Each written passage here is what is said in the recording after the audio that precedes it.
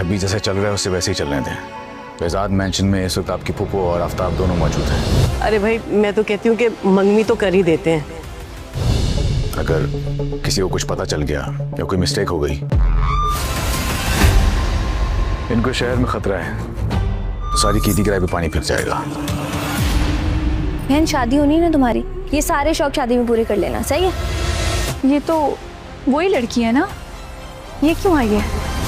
इसलिए कुछ अरसे के लिए छुप कर हमारे पास रहेंगी। उसके दुश्मनों से ढूंढते हुए अगर यहाँ आ गए तो? नाजरीन, मुहाफिज ड्रामा की अगली एपिसोड में बेजाद शाह पारस को लेकर बहुत ज़्यादा परेशान होते हैं, क्योंकि पारस की जान को वहाब दुरानी से बहुत ज़्यादा ख़तरा है। तो पारस कहती है कि अब्बू जान, अगर आप चाहें तो मैं जवार के साथ जवार के घर चली जाती हूँ, क्योंकि वहाँ तो किसी को मुझ पर शक भी नहीं होगा और जवार मेरी सिक्योरिटी भी करेगा।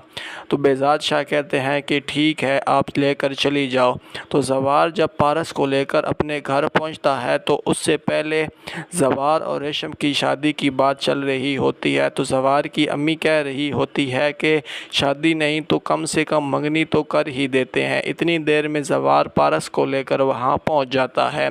जब वहां पहुंचता है तो रेशम उसको देखकर बहुत ज़्यादा परेशान हो जाती है, क्योंकि रेशम के दिल में ये बात जाती है कि जवार पारस से मोहब्बत करने लगा है और वो उसी से शादी करेगा, मुझसे शादी नहीं करेगा।